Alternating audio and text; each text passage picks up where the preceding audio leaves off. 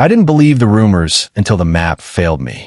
The lot at the corner of Willow and 3rd shows as blank on every app, a rectangle of municipal grass.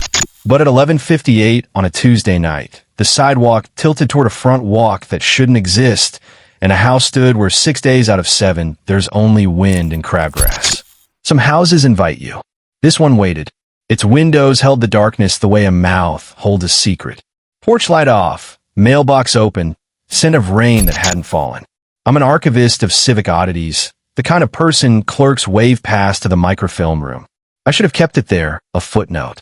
Instead, I came back on a Tuesday with a fresh battery, a recorder, and a calendar page torn clean from last week. They didn't. My phone insisted I'd arrived at 0, Willow Court, a number that isn't issued in this city. The compass needle spun, settled, then pointed straight through the front door. On the threshold lay a folded index card, rainless but damp, ink buckled as if it had been breathed on. 7 lines, handwritten, not by me and exactly like me. Do not knock. Do not speak your name inside. Leave before 2:17. If the upstairs hall seems longer than you remember, turn around.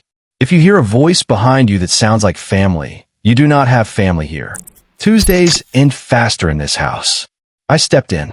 Air that hasn't moved in a century pressed against my face. The foyer smelled like wet pennies and lilacs.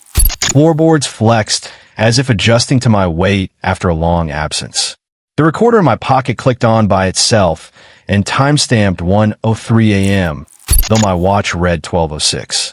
Tuesdays end faster, I remembered and decided to count my breaths. The living room was staged for strangers. A sofa in brown plastic, a television with a convex glass eye, a lace doily stained with ring-shaped shadows from glasses that were never lifted. A narrow staircase rose along the wall, each riser painted with a number, 11, 13, 17, skipping the familiar pattern the way a guilty mind skips details when confessing. I did not speak my name. When a draft pulled the front door almost shut, I wedged the index card between door and frame, a white hinge against going too deep. From the kitchen, a refrigerator hummed, but the sound had the wet articulation of someone repeating a word until it loses meaning. At the base of the stairs, a photograph waited in a tarnished frame. For people, backs to the camera, standing in a field of dry reeds. The smallest had my cowlick. The tallest wore my father's jacket, a tan windbreaker with a Stitch Company logo discontinued in 2009. I hadn't seen that jacket in years. I looked for a reflection to explain it, and found only my outline curled in the convex TV, bent like a question I did not want answered.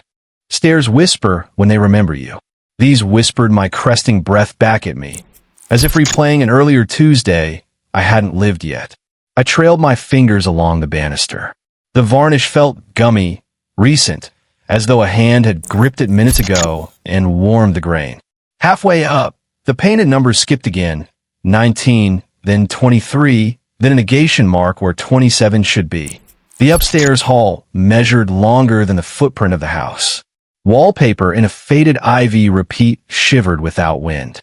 Doors on both sides, each ajar the width of an apology.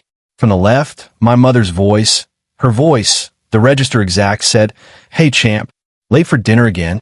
It used my old nickname, the one that never made it into any email, any archive, any place a mimic could scrape.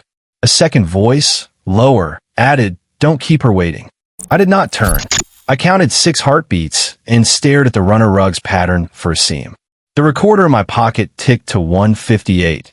My watch clung to 12:19. Tuesdays end faster, the card had warned, and the hallway was lengthening like a bad promise. I took 3 steps back. The doors creaked in unison, disappointed. At the top of the stairs, new paper had been slid under my heel. White damp. Same cramped hand. If the halls begin to trade places, bow and walk downstairs. Do not accept apologies. Do not let them give you back what you lost. What I lost. The house answered with a clink of silverware and my father's laugh from the kitchen below. Silverware chimed again, persuasive. I bowed, as the note instructed, and ceiling seemed to loosen its shoulders. The hall quit stretching. I kept my eyes on the numbered risers, backward now, Negation 2319, refusing every door that breathed at my elbows. Halfway down, the air warmed. A chair scraped, and my father said, "There you are, kiddo," like I was 10 and late by a decade. A hand, warm and calloused, settled on my shoulder from a staircase that had no one on it. "Do not accept apologies," the note had said. I exhaled through my teeth and took another step. The hand slid off, patient as syrup. The recorder ticked 2:11. My watch stuck at 12:27. The foyer rippled into 2 copies of itself. The index card wedge blurred, then steadied. At the last stair, the kitchen doorway gaped. A table set for 4 blinked into view, then 5. The tan windbreaker hung on a chair back that should not exist anymore. My mother, or the echo of her, said, "We're sorry. We were wrong. Come eat while it's hot." The words tilted, sweet and rancid. I kept moving. I did not say my name. The front door resisted like deep water. I pushed until the latch cried. Night air rushed in, ordinary. Behind me, the house whispered, "You forgot something." I stepped out anyway and let Tuesday close on itself.